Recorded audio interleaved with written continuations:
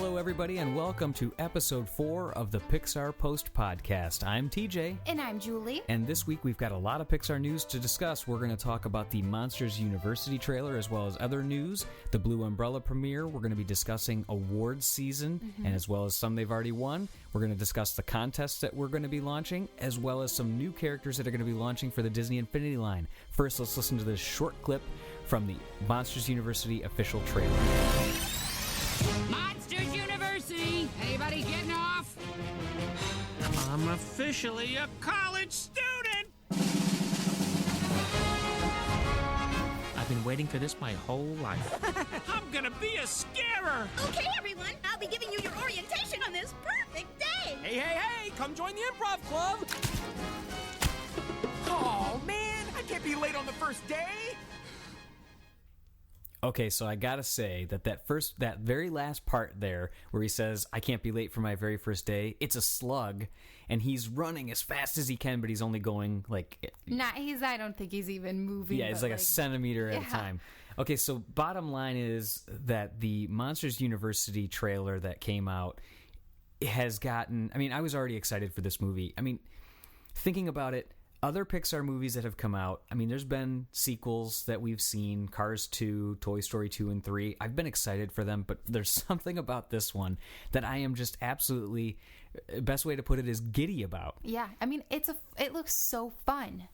Yeah, and some of the characters that are in it. I think you love the new character, Art. Yeah, Art, which he's that arc-shaped kind of furry purple creature. Yeah, with just two long furry legs, he's kind of like a purple and blue rainbow.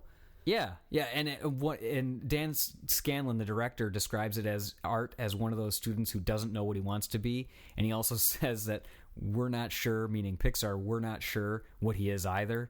So it sounds like something that they just created and they kind of ran with. And I wish I knew the backstory of like who created him and why and how that went all, got going, how the ball went rolling on some of these fun characters. Yeah, I'm sure we'll find it out soon enough because the Art of Brave book's going to be the Art of Brave. The Art of Monsters University book will be coming out shortly. And that clip, the trailer, was actually released on the official Disney Pixar UK YouTube channel to rave reviews. I don't think I've heard anybody say that it looks like it's going to be a bummer movie or anything along those lines. Yeah, no, everyone's really excited about it. Yeah, certainly. So Monsters Incorporated will be coming out on Blu-ray on February 19th, so don't forget to pre-order that if you haven't.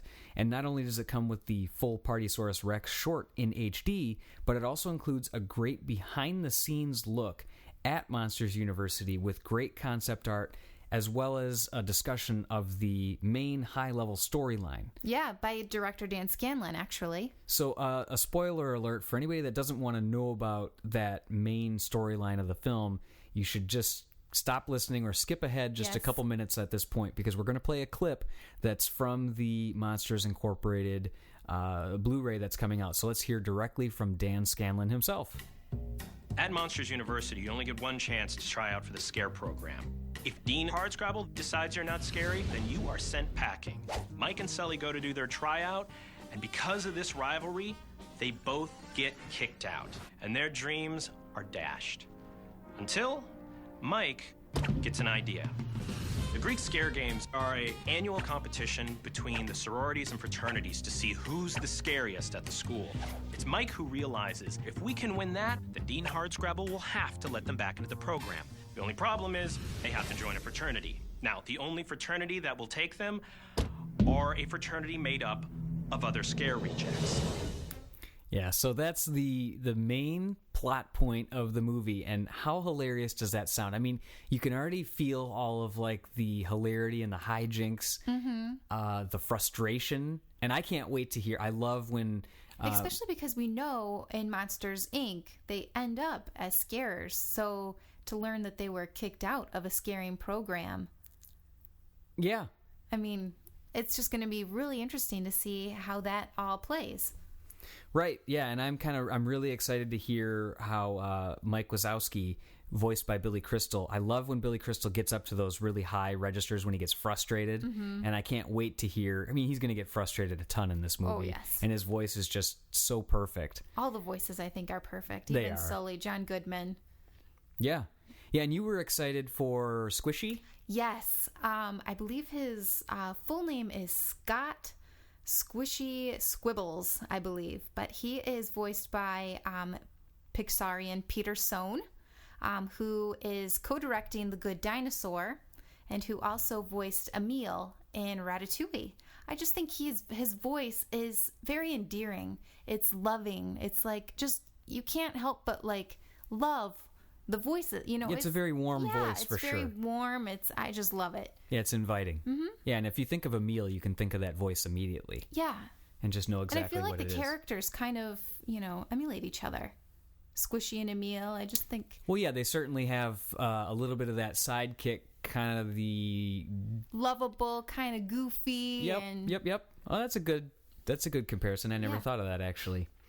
So, also for Monsters University news this week, on Jimmy Fallon on Monday, February 11th, I'll get that out. John Goodman, who's the voice of Sully, was actually a guest on the show for Late Night with Jimmy Fallon. And the clip, they had an exclusive clip that was brought. And during the clip, it shows Mike and Sully in a dorm room where... I guess we should say spoiler alert again. This is another spoiler alert, yeah. Well, it's potential spoiler alert. We think we found a cool connection. But Sully is chasing after Archie the Scare Pig, which is the school mascot. I don't know if it's the school mascot. I actually think it is going to be a fraternity mascot. Oh, that would make more sense. Yeah, I think it's, I don't know if it's, I believe there's one that was the Jocks. I'm not quite sure if it's them or if it's like the bad guys or whatnot, but I think it's a fraternity mascot. At least that's what I'm taking. Yep. No, that makes total sense. And what it is Mike and Sully are just getting introduced by Sully trying to chase after Archie the Scare Pig. Bookcase falls over on them. They introduce themselves to each other. And then at the end of it, Archie the Scare Pig grabs Mike's hat and goes jumping out the window. It's a very short clip. It was 30 seconds. But what we did notice is in the background, there is a poster above one of the beds that says Winds of Change, and it says, "Shh, can you hear them?" And there is a part, after I saw that in the background, there's a part during Monsters Incorporated, it's at 11 minutes and 30 seconds in case anybody wants to reference it. There's a part where Randall, all grown up, comes over to Mike and Sully in the locker room and says, "Shh, can you hear that? It's the winds of change." And it's so hilarious. That's got to be what we're assuming from this, is that's got to be Randall's bed. So we think Mike and Randall are roommates. Yep. And Sully is not in that room, even though he appears to be in that room in the clip. Even though the trailer kind of makes it seem like they're going to be roomies. Right, we're thinking that at the end of it, see, Mike says at the end of that clip, he says, "Well, thanks for distracting me, essentially, but get out. Time to get out. I need to study, basically." Right, and there's a whole bunch of really fancy luggage that's purple that has like a Louis Vuitton. Louis Vuitton feel. It's very neat and just sleek looking, kind of how Randall is. It's just all purple and put together. Right, and you see his bed. It's very well tucked in and every corner immaculate. Nothing really on the walls, just that one Winds of Change statement poster. Right, so we think that they're going to be, Mike and Randall are going to be roomies, and there's in the official trailer, there's also a point where they show Mike and Randall sitting next to each other in a very dim lit room. Right, it looks like it's almost like a lecture hall, something like that. Mm-hmm. So it's going to be, we think that that's a connection and what's going to be happening there. Yes, definitely. So that's pretty cool. I think we're pretty on with this one. Yep, absolutely. So one other thing that happened from a Monsters University standpoint is a whole set of Monsters University toys were revealed at the American International Toy Fair in New York. And it kicked off with a marching band, and it went over to a whole group of Pixarians and others that came in. For instance, John Goodman was there, again, the voice of Sully, director Dan Scanlon, producer Corey Ray, and the executive vice president of Disney Consumer Products, Josh Silverman, were there. Mm-hmm. And what's great is they pretty much showcased 3 of the Spin Master toys. The first one being the My Scare Pal Sully, which is like this fairly large size Sully plush that when you squeeze his belly, he has 3 different modes where he'll laugh and he'll roar. It's pretty interactive. So I kind of, I'm excited for that one. It's almost like, and I don't want to draw any comparisons here, but it's like a Tickle Me Elmo. Yeah, right. But cooler. Of course, because it's Sully. It's Sully.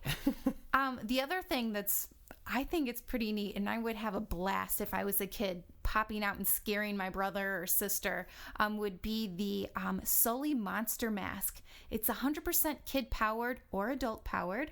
It's basically, as soon as you put this mask on your face, there's a contraption in there. So when you move your jaw, you're actually opening the mouth of the mask. So it actually looks like you have transformed into Sully. Yeah, but then the eyebrows actually move at that same time as well. Yeah. So as the mouth moves, the eyebrows move. So it adds a little bit more of that character. Yeah, so that was really cool. And then another thing was a Roll a Scare Toxic playset. They're the Monster University monsters, characters that are in like ball shaped, and they roll down this playset and they race each other. And whoever gets to the bottom first pops open and springs legs and can stand up. So so the balls turn into standing characters. Yeah, so it's really neat, really interesting, a lot of fun stuff. So we're really looking forward to these toys hitting the shelves. I believe spring 2013, so just a couple of months away. Yep, and those are again all by Spin Master Toys. Mm-hmm. So yeah, it's pretty neat there. So the next thing we're going to dig into is some news on the upcoming Pixar short, The Blue Umbrella. And that premiered today, which is February 12th, at the Berlin Film Festival. And it was released on the official Facebook page today, which is just facebook.com/The Blue Umbrella. That's run essentially by director Sascha Unseld. And he posted some photos of a poster that was given to the capacity crowd of over 1,000 people that came to catch the world premiere of The Blue Umbrella. And Sascha also signed after that when the guests received their posters. He signed all of those. Yeah, and he had a signing, which is really nice. And the photos are actually up on our website, pixarpost.com. And the poster itself is very simple. Mm-hmm. Yeah, it's got a minimalistic design. It's almost like a aged paper in the background. Yes. And it has a very... almost like a watercolor tone to it. Grid-like different style umbrellas. Where there's a whole bunch of black umbrellas, but then 2 of them, of course, there's one blue one and one red one, where the blue one is leaning into the red one. Mm-hmm. So it's a very cool, it's definitely a wall statement piece, and it would look very classy framed. Definitely, yep. Yeah, so that's kind of cool, especially if you got, one of the autographed ones. Pretty darn neat if you were there in Berlin. Keepsake, yes. Yeah. So also, just a reminder that the Blue Umbrella, although it premiered over in Berlin, stateside, it'll be premiering at... the South by Southwest or just the South by Southwest Festival. They've got film and music. Which is held in Austin, Texas. Yep. And that runs March 8th to March 16th. And as of right now, we're unsure of when the Blue Umbrella will actually be premiering at this festival. But as soon as we do know that, we will let everyone know.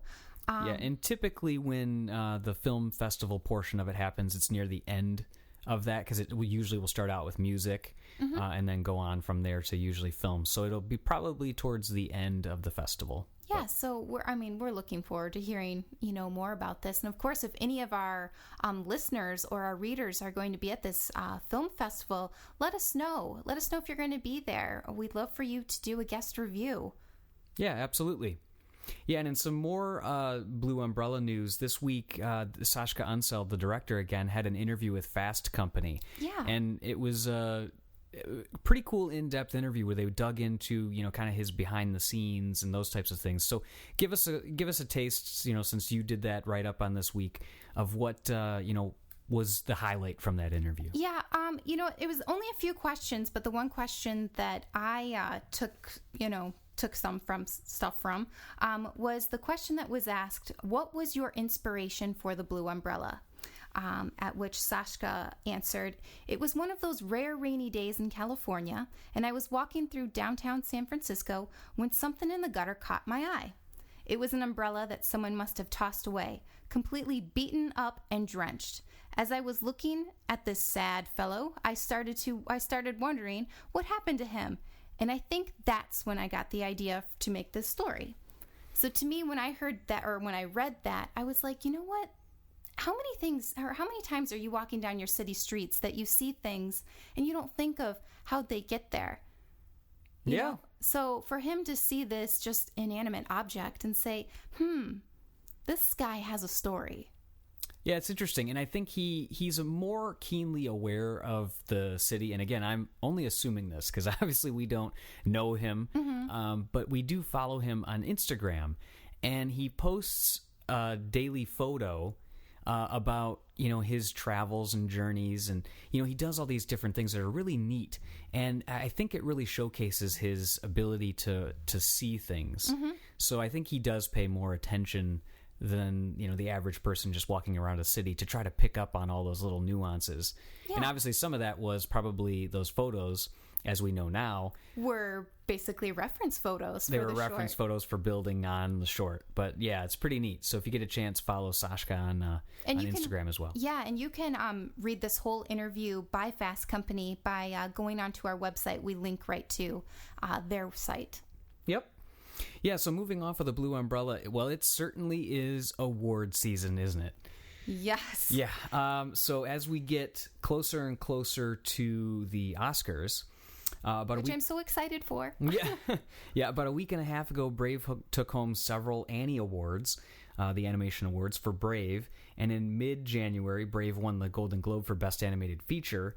There have been countless other awards in the past week that Pixar, Brave, La Luna have been racking up. So let's dig through some of those. So the 4th annual Creative Arts Ceremony held by the International 3D Society was held this week, and Brave took home the award for the Best Animated 3D Feature and for Stereography. And stereography, for anybody that doesn't know, I had to look it up myself, is the art of drawing a solid figure on a flat surface. I wouldn't have thought that was stereography. Interesting. I would have thought it would have something to do with music or sound. Yeah, I mean, I guess when you would see that, that's what you would think. But when you think of 3D... Right.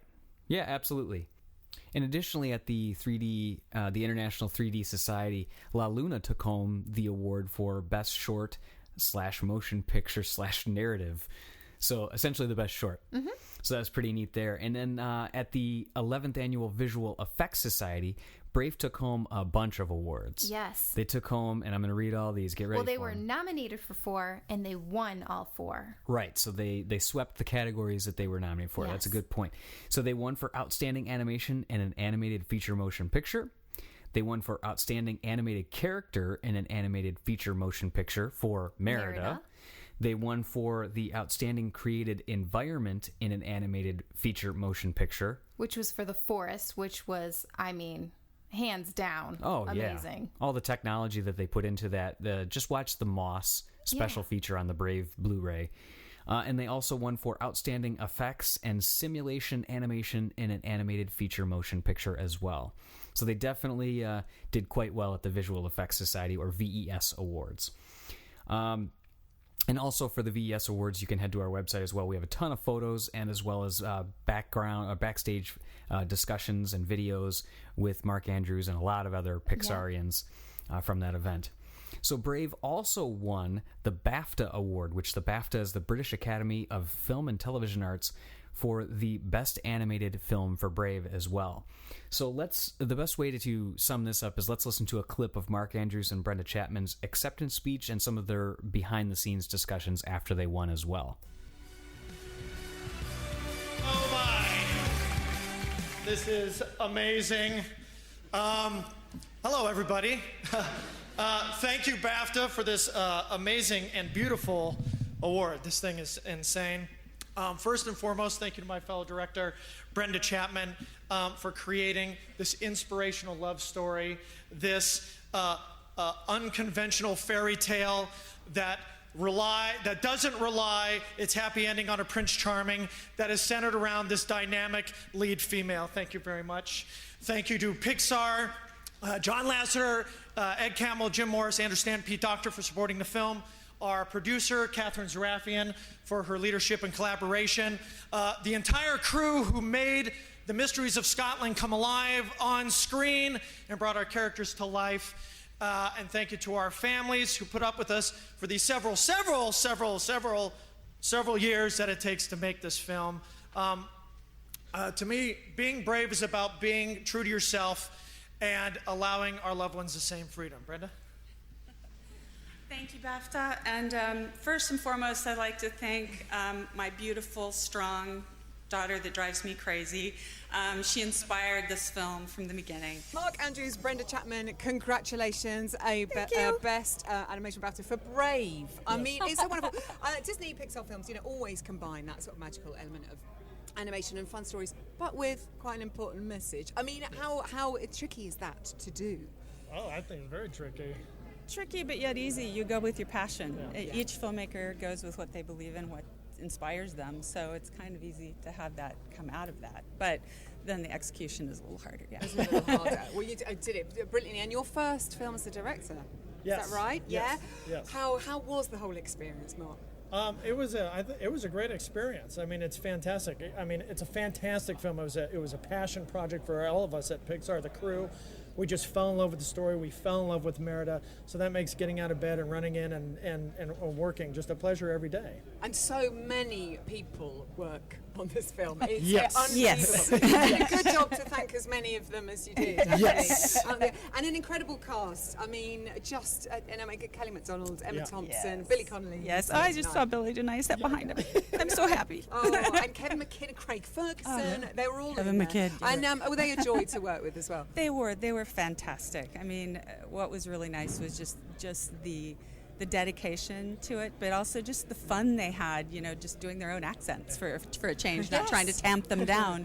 and Julie Fowler did some of the music. Yeah, she did. She sang the songs. Yeah, she's amazing in that Gaelic folk circle. To get her to just kind of be the spirit of Merida in those songs we were very lucky to get. And what's next? Huh? Oh, lots of stuff. But we tons. can't tell We you. can't talk about it. So. Surrounded in busy. secrecy. We're already yes. busy. Shh, no one say anything. Congratulations. Have a wonderful night. I'm sure you will. Well Thank done. you very much. Thank you. Thank you. Yeah, very, very cool.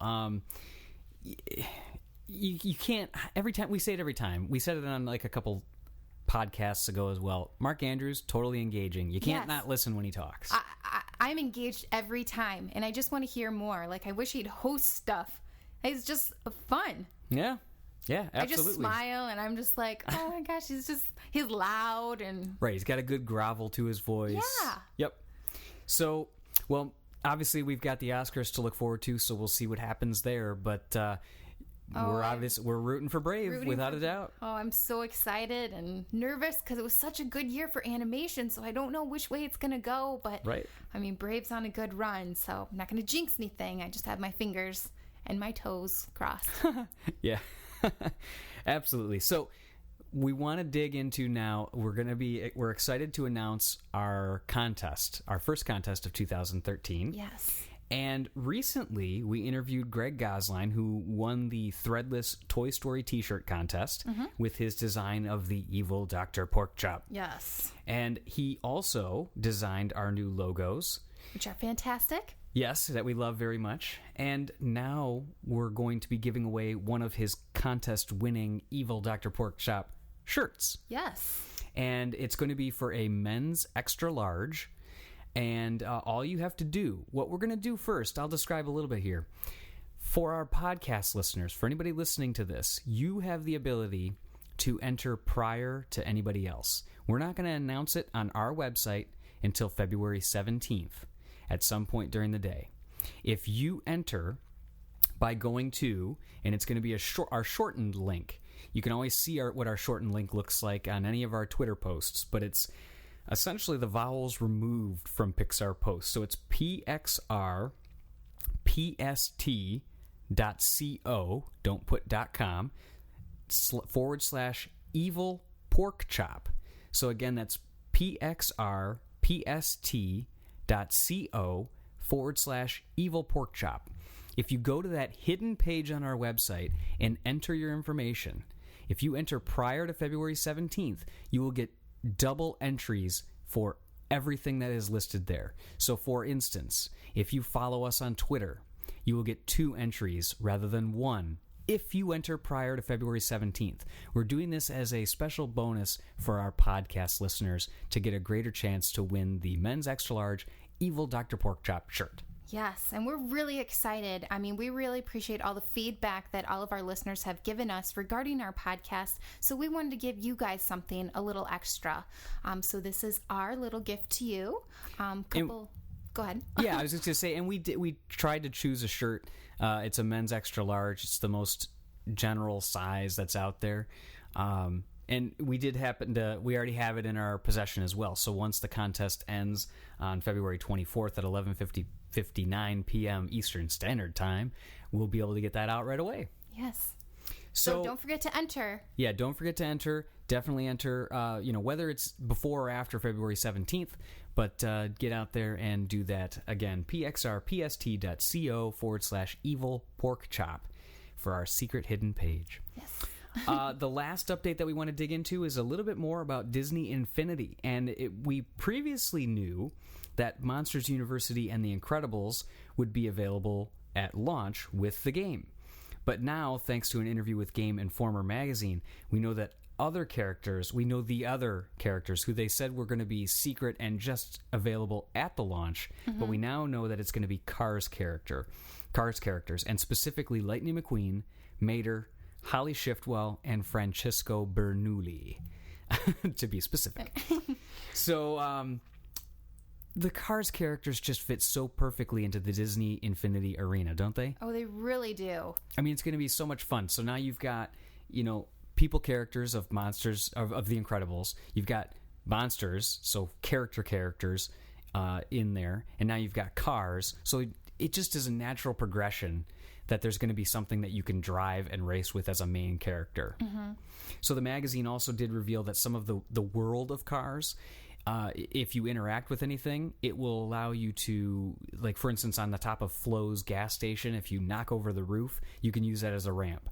So, that's so awesome. So anything that you do in the movie, if you knock over tires at Luigi's Casa de la Tires, they will be in the road and you have to avoid hitting them. So it's really cool that whatever you do, whatever you interact with in the world stays there. That's cool. And it'll be neat to see how you can play with the Cars characters in the toy box mode. Right. Like how they can interact with the other characters. Right. And again, the toy box mode is where you can interact with all the different characters in a world that you create yourself from scratch. Yeah. So endless creativity there. The Game Informer magazine also revealed a little bit more about the power discs and what they said is that the power discs can actually be stacked to increase the power of the item. So, for instance, if you have a jetpack, if you have 2 jetpack power discs, the jetpack becomes more powerful.